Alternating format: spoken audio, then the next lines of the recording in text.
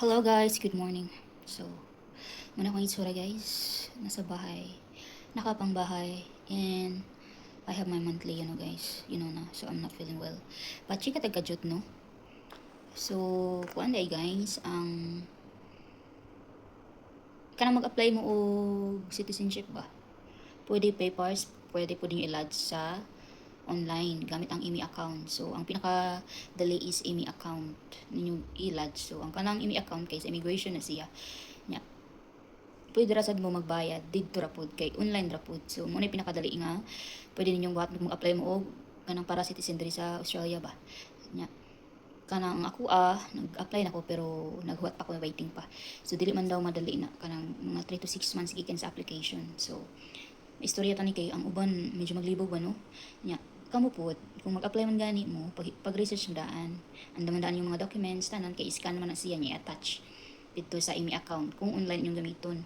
Kung papers kay isend na ninyo sa asa tong pinakaduon nila nga embassy or office nga pwede ka dito mo apply or another nako nahibaw-an tips pwede pud mo gamit og migration agent magbayad lang mo og kanang pila ilang ipabayad mga charges nila nya sila na once yung mga documents mag asikaso pero ikaw andam gyapon ka sa imong documents so silbi andam mo ni may mga documents ihatag mo sa imong agent nya magbayad ka dito nya kuan daw sure ni kanang mao jud na siya kay na friend man nga mo sa ding gibuhat nag-agency iyang gata mga documents niya andam niya tanan unya after 4 months na invite daw siya nga mag kanang test bitaw para sa citizenship niya adto daw sa office sa kanang syudad like sa mga dapit sa Townsville or Kane so either ara nilang duha so dito siya sa Townsville to siya nag-test niya mga usa kuno ka oras ang test pero di man auto sa oras nimo answer kung nagtuon ka di ba nya kung makapasar na ka so nakapasar na to akong amiga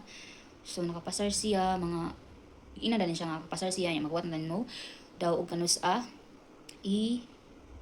kanus mo ipa-ceremony baka nang mo take an oath or pledge so sa inyong Australian citizenship so ana ra na siya guys either paper online or migration agent kung mag migration agent mo siyempre mahal kay mabot na sa kalibo ka pin nya ang IMI account katong imong bayaran katong bayranan gid siya sa citizenship unya og katusang sa papers parehara pero mas dali ang IMI account gamiton kung mag-apply og Australian citizenship unya kung mag-apply na mo ana guys dili mo makauli siguro mo mag-apply mo og bridging B man to nya naman pang tanay to pwede ba muuli ba mo sunod tuig butang niyo dito kung uli mo yes kung dili butang niyo no okay kung uli mo guys madugay man medyo malilid ang kuan daw process so ang sa wala pa ko kay bawo kay naghuwat pa man ko so wala man sa nagdali guys so wala na siya nag-apply na ko pero huwat rasad ko kay di man daw na gid na madali so ana ra na siya guys mao na akong tips niya una mag-research mo magtuon mo mangandam mo pagkat-on mo mag-scan mag-print